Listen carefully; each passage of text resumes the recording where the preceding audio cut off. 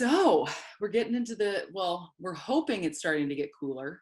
And so hopefully we will be seeing temperatures drop. And with that, sometimes we also see germs flying around. So let's talk today about prioritizing immunity.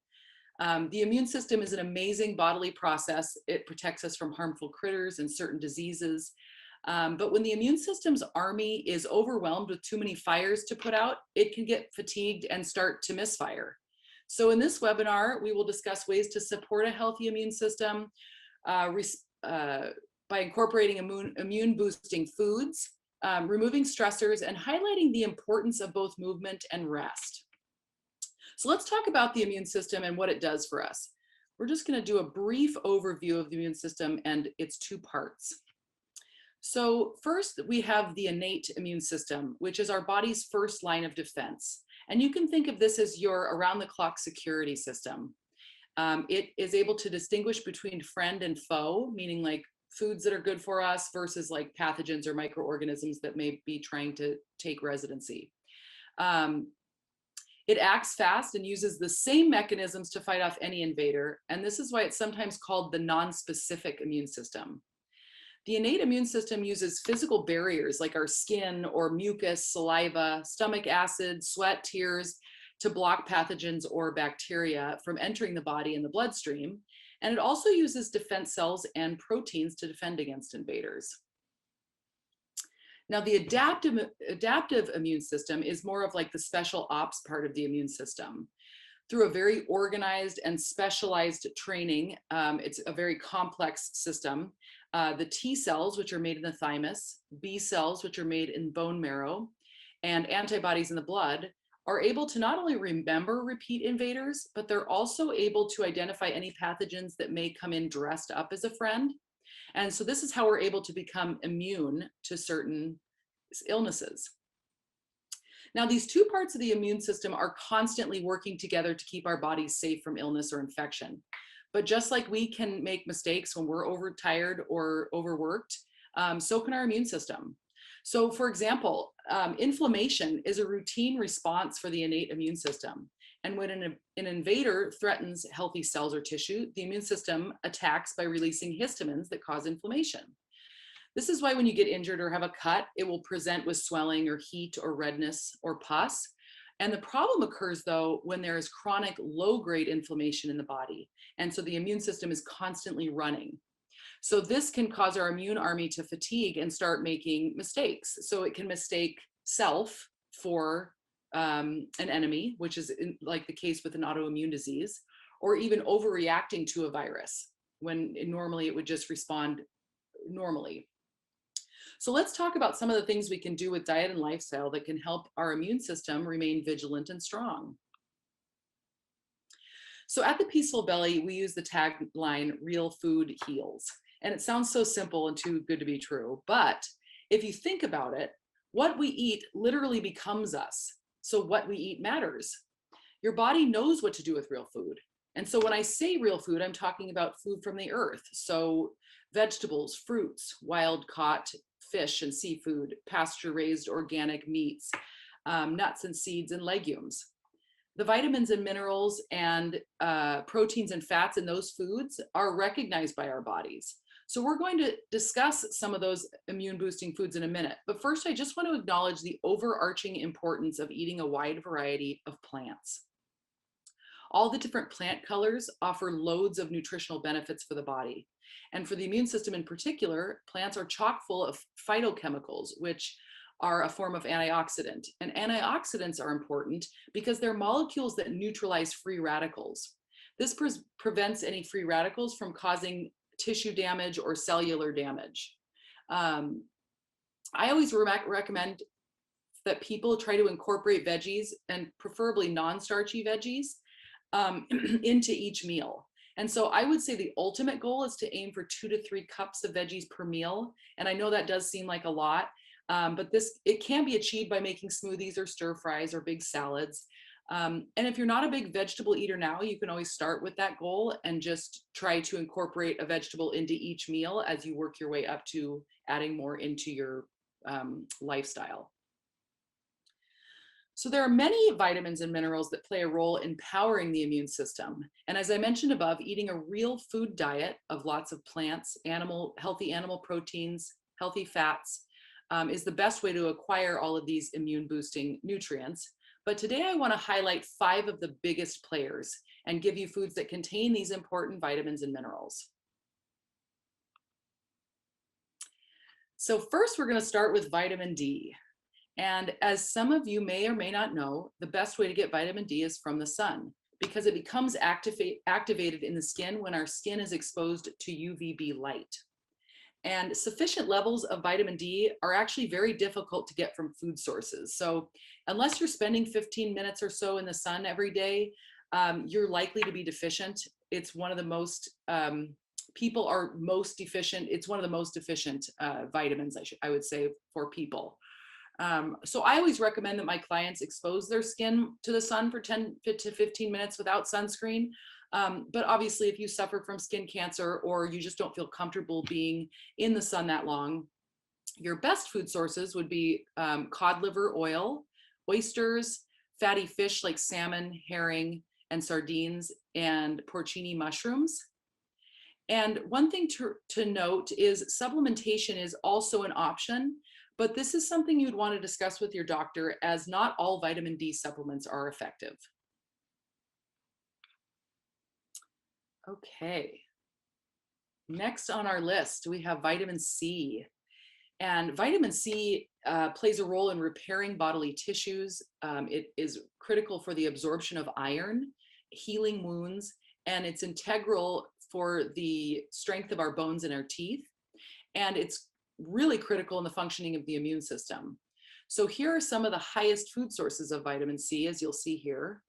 Now that bottom one, acerola cherries, excuse me, I usually will buy this in like a powdered form. And so there's a brand on Amazon called Micro Ingredients, and it comes in a powder, and I just put it in my morning smoothies.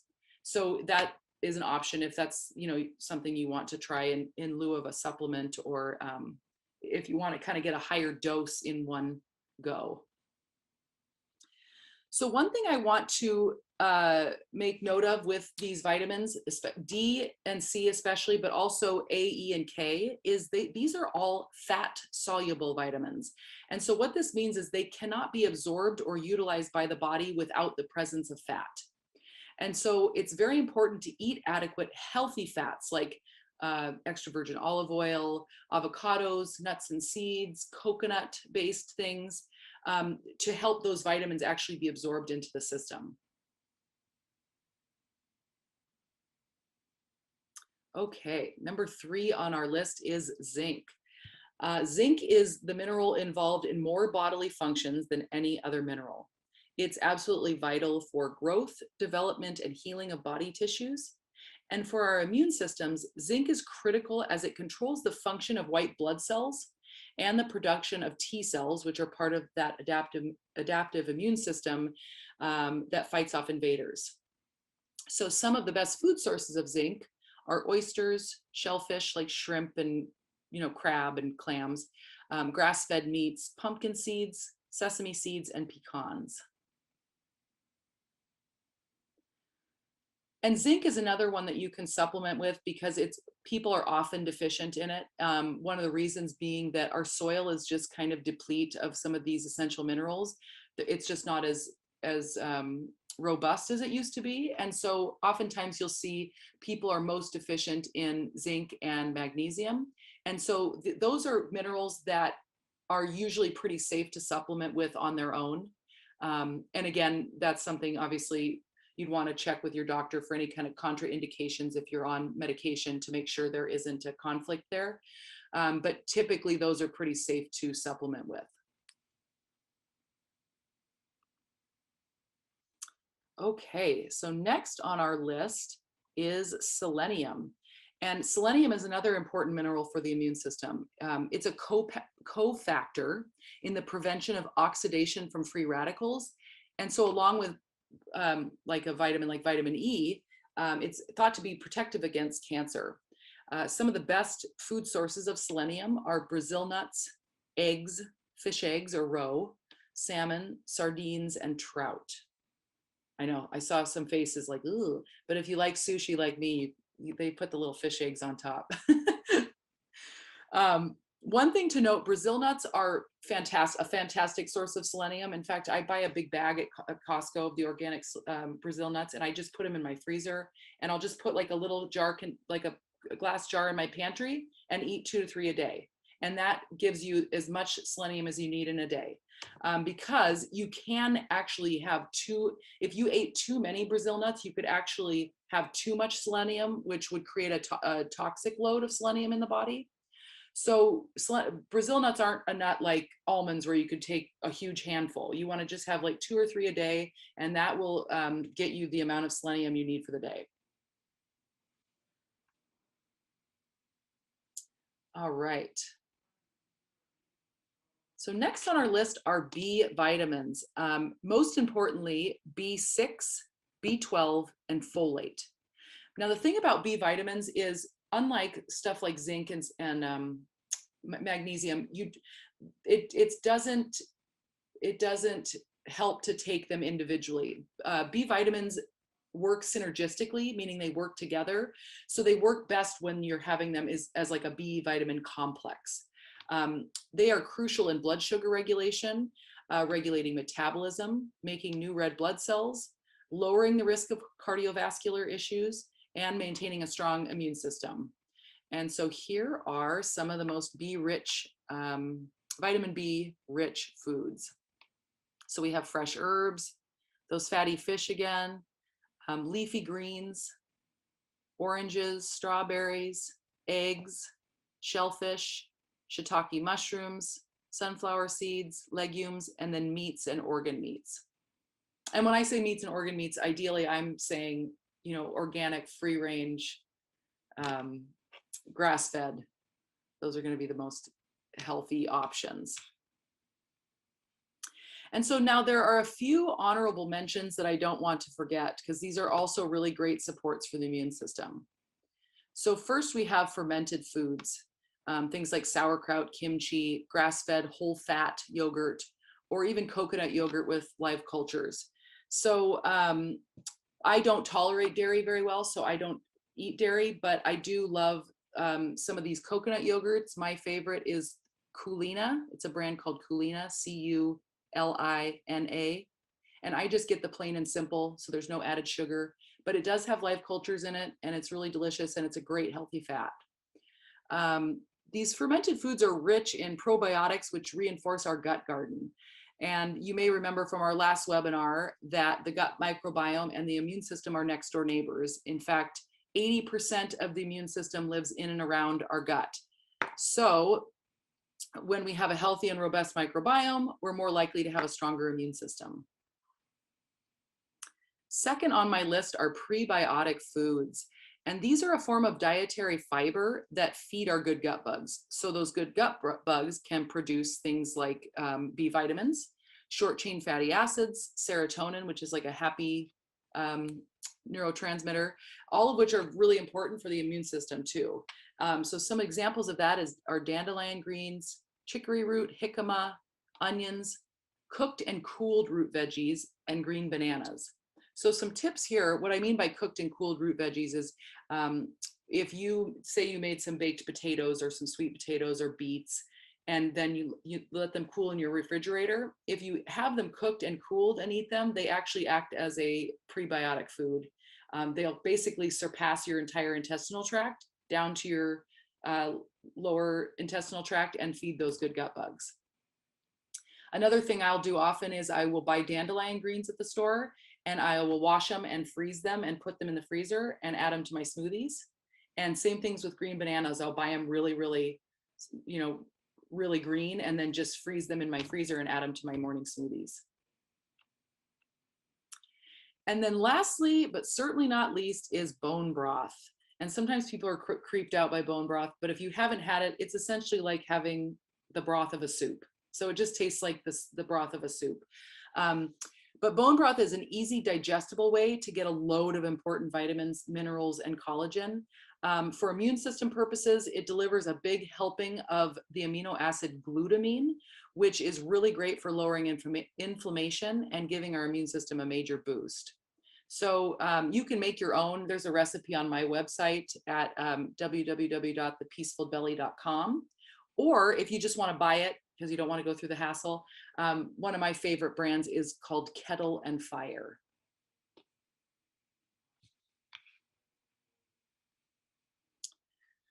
So now that we have a good grasp on foods we should be eating to support and strengthen immunity, let's talk about ways to remove stressors that may be compromising our immunity. I cannot tell you how often I hear clients say, I don't really have a lot of stress in my life. And I hate to break it to you, but you cannot live in today's world without some type of stress. Most people think of stress as like a work deadline or a sick family, caring for a sick family member or running your kids to all these different activities. And yes, those are stressors. But the truth is there are many different stressors that can affect our health. So they can be dietary. If you're eating things that are creating inflammation in your body and your body's not liking that, that can create stress. Lifestyle choices, mental stressors, emotional, physical, biochemical. So let's talk about some of these. Firstly, we're going to talk about inflammatory foods. And I hesitate to even use the word food because these products do not feed our bodies. In fact, our bodies don't even recognize these substances as food at all. Remember when we talked about the immune system being able to distinguish between friend and foe? When we eat these foods like refined carbohydrates and refined sugars and these vegetable oils, our immune system activates and has an inflammatory response to try to remove these harmful substances from the body. So remember, consistent low-grade inflammation or immune system engagement is the catalyst for disease. So my rule of thumb is read labels. If you don't know what an ingredient is, your body doesn't either. So here are my top 3 foods to avoid. First and foremost, we have canola or vegetable oil. So these oils are they are so overly processed, they're rancid, and they create oxidative stress in the body. So sometimes you'll read in recipes that these are the oils you want to use for cooking, and I'm just telling you, they're not doing your body any service. If you're going to use any oils to cook, anything high heat, you're best off with grass-fed butter, ghee, coconut oil. Those are great for high heat. Occasionally, avocado oil can go relatively high. And then for anything for dressings and stuff, you want to stick with your olive oils, walnut oils. Those are going to be better for like lower to no heat because you don't want to, they're very sensitive oils. Secondly, we have sugar. And I know this is a tough one to hear because sugar is so addicting, but sugar has zero redemptive nutritional qualities. It brings on chronic low-grade inflammation, which is your immune system activating. It also temporarily shuts down one of the immune system's primary mechanisms for taking out the trash, so to speak. So anytime you eat it, it's basically blunting the immune system's ability to clean itself. So that's something to think about. Obviously, if you're really having a hankering for something sweet, we're trying to be reasonable. But some of the things that I've done is I've looked into sugar substitutes, and some of my favorites are something called allulose, and that's a sugar alternative, allulose, ALLULOSE. And then I also often use coconut sugar because while it's still a sugar, it doesn't have as high of a glycemic spike, and it does come from a plant, so it's not refined and going to cause incredible inflammation. So some of my favorite brands for if I want something like a little bit of dark chocolate is Hugh Kitchens. They make these chocolate. They're like little chocolate chunks with coconut sugar, and they're delicious. And they also have some different bars, so that'll give you a little treat. And then this brand Guittard, they also make some coconut sugar chocolate chips that are good for cooking. But I would say if you're going to treat yourself, just do it very occasionally. Try not to make this like a nightly thing, because as we know, sugar can get out of control. It can sneak up on us and become too regular. And then lastly is refined carbohydrates. And so what I mean by this is essentially like packaged and processed crackers, cookies, chips. These packaged snacks, well, most of them not only are made with canola and vegetable oil, which yuck, but they are also so overly processed that any nutritional value that the grains they originated from have already been stripped.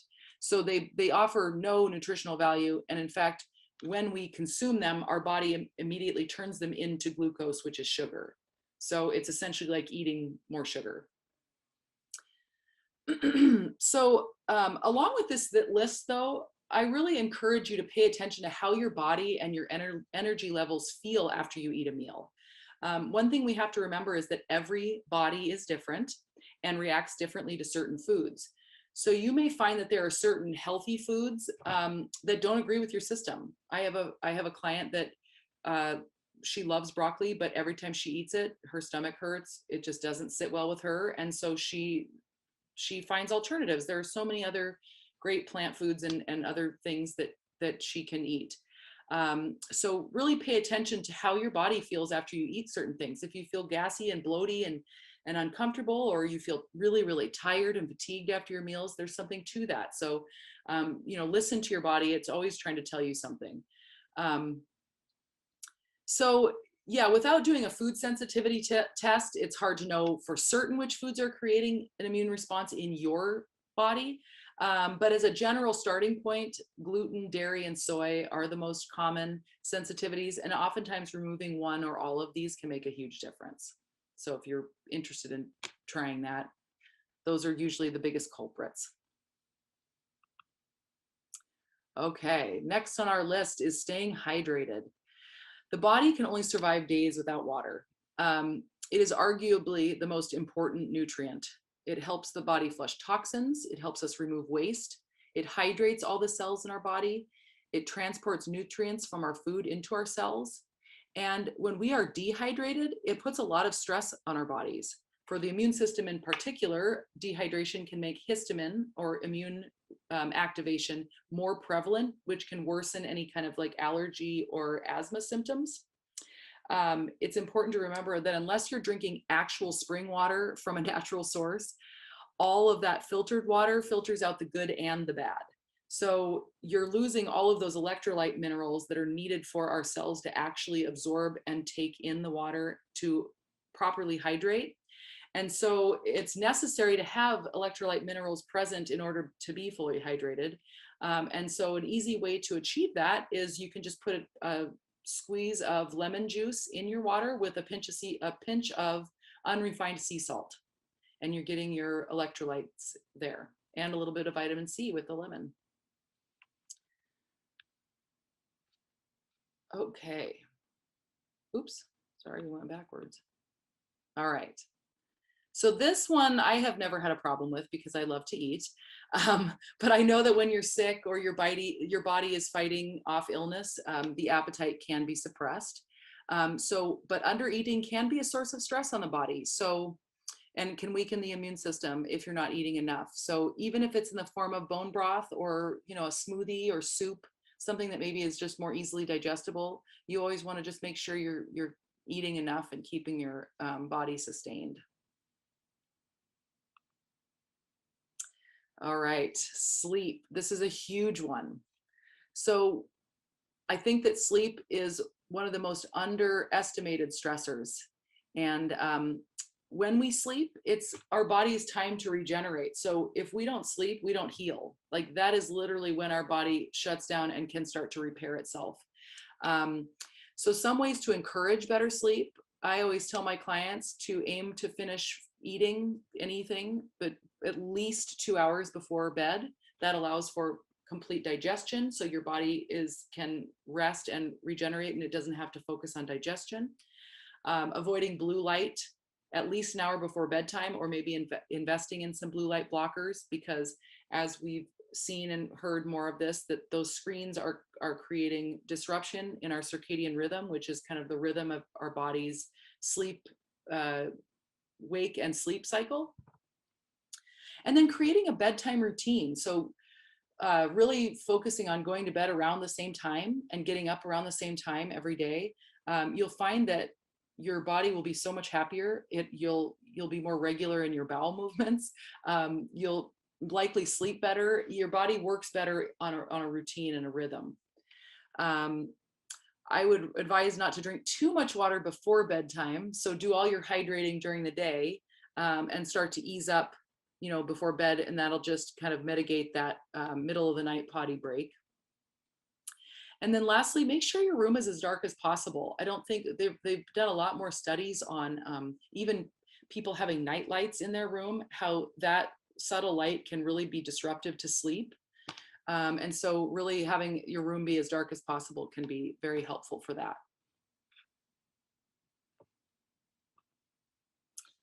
So next we have environmental toxins. And I think that sometimes we don't realize how toxic our current world is. And yes, it's very hard to avoid a lot of this, but there are things you can do to kind of mitigate some of that toxic load. And so just being aware of your personal care products, synthetic scents, cleaning products, plastic containers and water bottles, Teflon nonstick pans, all that Teflon can scrape off into your food.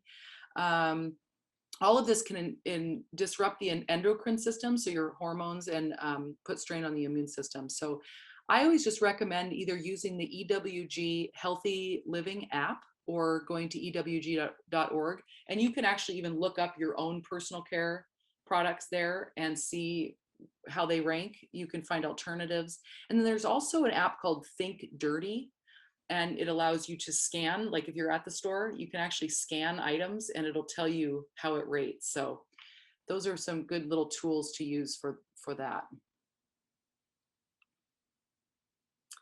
All right, this one's a tough one, I think, for most of us, but unplugging from technology. I think that it's so easy in today's world to be on our phones all the time, on our screens all the time.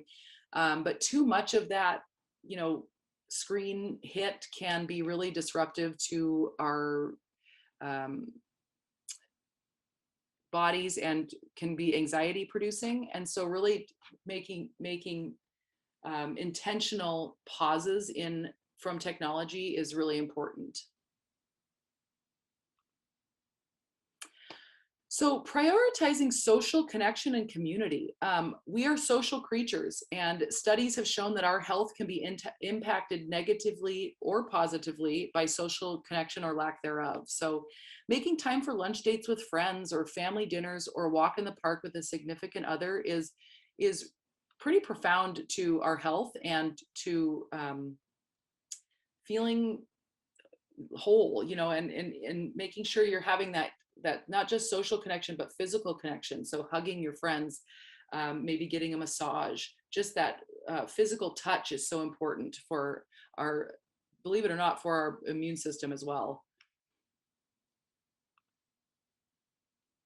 And then finding ways to de-stress, because as we said, we have an onslaught of stressors in today's world. And so finding things that make you feel that sensation. So whether that's a little bit of yoga for you or meditation, walking in nature, putting your bare feet in the grass, an Epsom salt bath, it might just be laying on the ground, snuggling your dog, whatever makes you feel just that oxytocin release, which is considered our joy hormone. It brings us a sense of calm and connection, and it improves our stress handling abilities. So whatever sounds nice to you as a de-stressor. And then this is one that I really encourage all my clients to practice, is keeping a gratitude journal. It's easy to get caught up in a negative spiral of all the things that aren't going well in our lives. And I think sometimes we forget how impactful remembering the little joys in our lives are, the things that are good. So our thoughts can have a profound effect on our health, and taking the time to write down 3 things that you're grateful for every day can really have this mind shift and can be very healing. And so it can be as simple as I'm so grateful that it rained today. It doesn't have to be these really incredible workups. It can just be simple things, like I got out of bed. So just anything that you're grateful for that day. It's a really fun practice. And if you haven't tried it, I really encourage it because it did change my perspective as I started to do it. And then lastly, we have exercise. And exercise is also a really great way to reduce stress. But oftentimes we think of exercise as like running or taking a spin class or doing a hardcore HIIT workout or something. But exercise is just movement. So while movement is good for everybody, the type of movement is very bio-individual, which means it's different for every person. So some people have the bandwidth to go and run 5 miles, and then some people just want to go for a walk, and that is movement, and that's what's important. And leading into that, we're going to talk about movement and rest. So as we discussed, exercise is fantastic for reducing stress, and it's also an effective immune boosting tool because when we exercise, our blood and lymph flow increases. And so when our muscles are contracting, it increases the circulation of immune cells in the body. But as I mentioned earlier, exercise is bio-individual, and exercise in excess can be a stressor. So it's so important to pay attention to how your body feels and how certain movements feel in your body. Like some days I feel really energized and I can go out for a run and I feel strong and I feel great. And then other days I wake up and I'm tired and I just think a walk with the dog sounds good, or maybe some gentle yoga in the living room. So if dancing around the living room with your niece or your granddaughter is fun, or going on a walk around the block, just any movement is good. It gets things circulating, it gets any blockages pushed out, and it's just really good to have some movement in your day every day. Now, for those of you like me who tend to be on the overly active side, it's also important to balance the movement with rest. So taking that time to allow your body and mind to be calm is vital for healing and regeneration also. So you need both sides of the stick. This is why quality sleep is so important for our immune systems. So spending even 10 minutes each day in meditation, or just lying in constructive rest, kind of like this gal's doing right here, and breathing just quietly in that position can be really helpful for the body to relax, release tension, and reduce stress. So that is the end of my presentation. I put my website here just in case you wanted that bone broth recipe or any other info there.